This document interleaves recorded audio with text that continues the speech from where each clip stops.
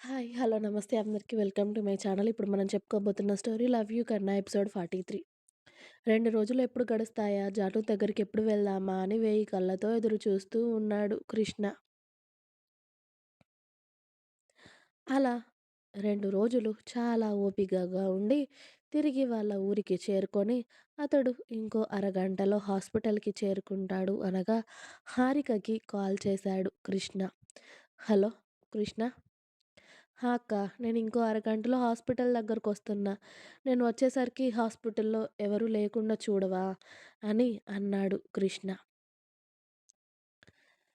అలాగే కృష్ణ, అత్తయ్య, మావయ్య, ప్రవీణ్ కూడా ఇక్కడే ఉన్నారు. నేను వాళ్ళని పంపించేసి నీకు కాల్ చేస్తాను. ఓకేనా? అలాగే అక్క అని కాల్ కట్ చేశాడు కృష్ణ.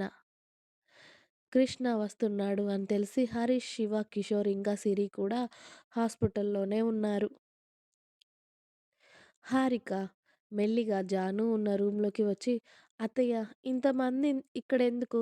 మీరింక ఇంటికి వెళ్ళండి. ప్రవీణ్ కూడా ఆఫీస్‌కి వెళ్తాడు. నేను జానుని చూసుకుంటానులేండి. ఎలాగో లంచ్ కూడా తీసుకొచ్చాను కదా!" అని అంది. "నీకొక్కదానికే ఇబ్బందవుతుందేమో హారిక" అన్నారు సుజాత. అయ్యో! అలాంటిదేం లేదత్తయ్య. చెర్రీకి ఇక్కడ హాస్పిటల్ వాతావరణం పడడం లేదు. అందుకే మీరు ఇంటి దగ్గరైతే చూసుకుంటారు కదా! నేనిక్కడ జానుని చూసుకుంటాను అని కన్విన్స్ చేసింది హారిక. ఇక అలాగే అని వాసు గారు, సుజాత గారు చెర్రీని తీసుకొని ఇంటికి వెళ్ళిపోయారు. "ప్రవీణ్, నువ్వు కూడా ఆఫీస్‌కి వెళ్ళు. నేనిక్కడ చూసుకుంటాను కదా!" అంది. "షూర్ కదా! ఏదైనా అవసరమైతే నాకు కాల్ చెయ్యి. నేను వెంటనే వస్తాను" అన్నాడు ప్రవీణ్. "అలాగే" అంది హారిక. ఓకే అని ప్రవీణ్ కూడా ఆఫీస్‌కి వెళ్ళిపోయాడు హాస్పిటల్ నుండి. ఇక హాస్పిటల్‌లో వీళ్ళే ఉన్నారు. అదే విషయం హారిక కృష్ణకి కాల్ చేసి చెప్పింది. అందరూ ఇంటికి వెళ్ళిపోయారు అని. ఓకే అక్క, నేను ఆల్రెడీ వచ్చేసాను. 5 మినిట్స్‌లో మీ ముందుంటాను అనేసి కృష్ణ కాల్ కట్ చేసి అతడు చెప్పినట్టుగానే 5 మినిట్స్‌లో హాస్పిటల్‌లోకి ఎంటర్ అయ్యాడు. జానుకి కూడా కృష్ణ వస్తున్న సంగతి చెప్పలేదు హారిక.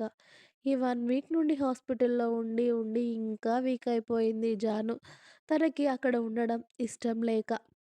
కృష్ణ హాస్పిటల్ లోపలికి వచ్చి ఏ ఫ్లోర్ అని హారికకి కాల్ చేశాడు. హారిక అడ్రస్ చెప్పడంతో కృష్ణ అక్కడికి వెళ్ళాడు.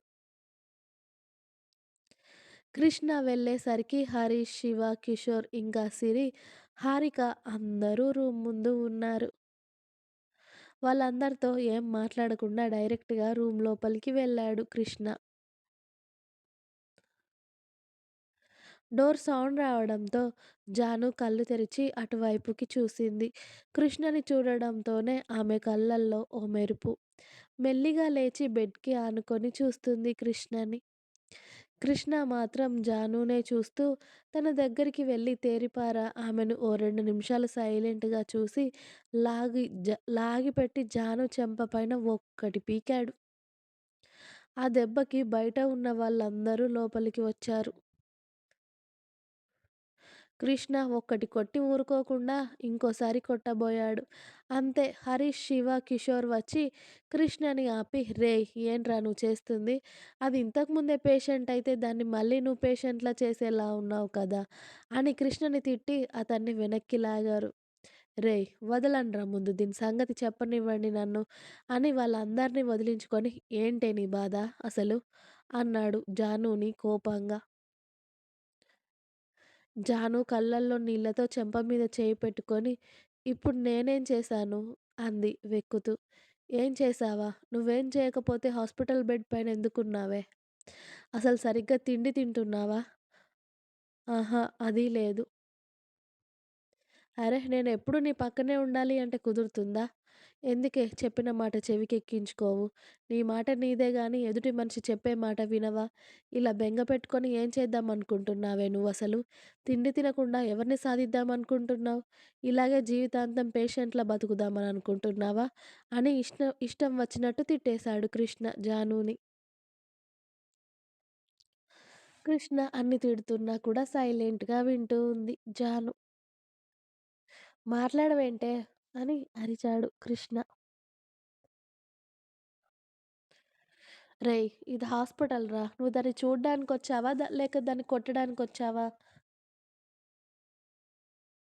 "ఆ కోపమేంట్రా? ముందు నువ్వు కూల్ అవ్వు" అని అన్నాడు హరీష్. జాను కృష్ణనే చూస్తూ ఉండేసరికి "ఏంటే ఆ చూపు?" అన్నాడు. అయినా కూడా జాను అలానే చూస్తూ ఉంది. అబ్బా! మీ గోల మీరు పడండ్రా. ఇద్దరు ఇద్దరే. చెప్పిన ఒక మాట ఒక్కరు కూడా వినరు. రేయ్! మనందరం బయటికెళ్దాం పదండ్రా. వాళ్ళ తిప్పలేవో వాళ్ళే పడతారు. పొట్టిదానిపై చెయ్యి మాత్రం చేసుకోకురా. అది ఇప్పటికే బక్కప్రాణి. నువ్వు కొడితే ఇంకా చిక్కిపోతుంది. సరేనా? అని చెప్పి హరీష్ అందరిని తీసుకొని బయటికి వెళ్ళిపోయాడు. వాళ్ళకి ప్రైవసీ కల్పించాలి అని. వాళ్ళు వెళ్ళడంతోనే కృష్ణ ఆ రూమ్ డోర్ లాక్ చేసి జాను బెడ్ దగ్గరికి నడిచాడు. అతడు దగ్గరికి రావడంతో జాను ఇంకా ఎక్కువ ఏడుస్తూ కృష్ణని గట్టిగా హత్తుకుంది. ఊరుకోవే అంటూ కృష్ణ ఆమెను సముదాయిస్తూ ఉన్నాడు. ఓయ్ జానమ్మ ఊరుకోవే అన్నాడు. ఏడవకు.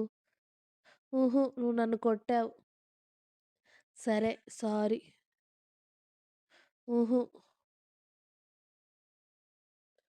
సారీ బంగారం. హుహు. ఇక జాను వినడం లేదు అని కృష్ణ ఆమెను దగ్గరికి తీసుకొని జాను పెదాలు అందుకొని డీప్‌గా కిస్ చేస్తూ ఉన్నాడు.